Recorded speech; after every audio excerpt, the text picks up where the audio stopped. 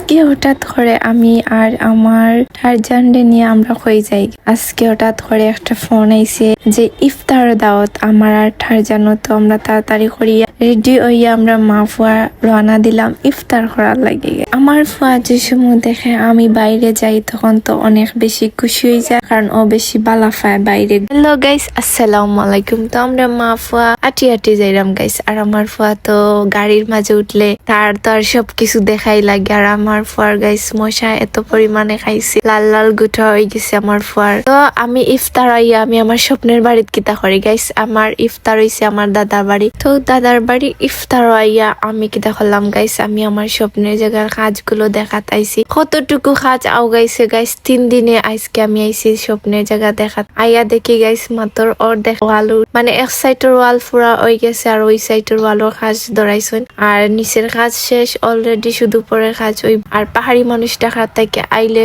আমরা মাটির কাজ শুরু হইব। আর এত স্লো ভাবে কাজ ওর গাইস। আর আমি তারারে কইরাম যে ওলা করো কাজ, ওলা করো। 3 দিন আইছি না গাইস, এগুলো তো কইয়া দেওয়া লাগবো। তো তারা কাজ করে আর আমি বাইয়া দেখলাম গাইস আমার ভাল লাগে না, কেন জানি না আমার কাজও কি হইছে, এত স্লো ভাবে কাজ হয়। প্রত্যেকদিন যে সময় আমি যাই না কেন আমি কাজগুলো দেখে আমার মাথা নষ্ট হয়ে যায়। আমি চিল্লাইতাম পারি না, কারণ পারি না আমি মানুষের মনো আঘাত দিতাম। আমি কারোর মনো আঘাত দিই না, কিন্তু সবাই আমার মনো আঘাত দেয়। কারণ আমি এই দুনিয়ার মাঝে যারা সরল মানুষ তারাই বেশি কষ্ট পায়, যারা অল্পতে মানুষরাই বিশ্বাস করে তারাই বেশি কষ্ট পায়। এটা বাস্তব প্রমাণ। আপনারা হয়তোবা যারা লগে হয় তারাই বুঝতে পারবো এই দুনিয়ায় সরল মানুষের কষ্ট বেশি থাকে। তো গাইস কিতা কর্ম কিছু করার নাই, যতটুকু নসিব আসলো ততটুকুই তো কাজ স্লো ভাবে। ওর আপনারা বেশি বেশি করে দোয়া করো তাড়াতাড়ি আমার কাজটা জানতে শেষ হয়ে যায়। 1 মাসে মানুষের একটা বাড়ি হয়ে যায়, কিন্তু 1 মাসে মানে আমার বাউন্ডারি খানতে হইতে পারে না। আমার দুঃখ, এত দুঃখ গাইস। 1 মাসে একটা বাড়ি হয়ে যায়, কিন্তু 1 মাসে আমার বাউন্ডারিটা হইলো না। কিছু করার নাই, আমার এতটুকু নসিব আসলো, এতটুকু কাজ হইতো। তো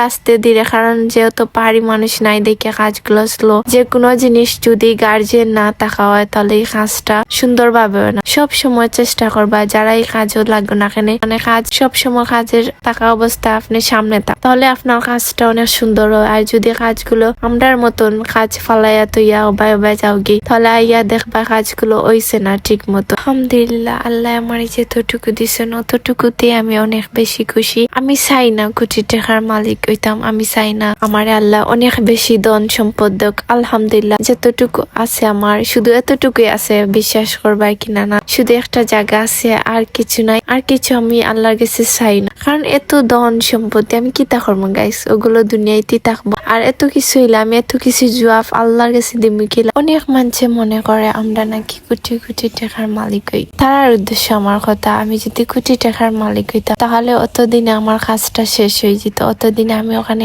একটা আমার স্বপ্নের বিল্ডিং বানাইতাম গাইস। তো আমার যদি এত টাকা থাকতো তাহলে আমার একটা গাড়ি থাকতো, একটা বিজনেস থাকতো।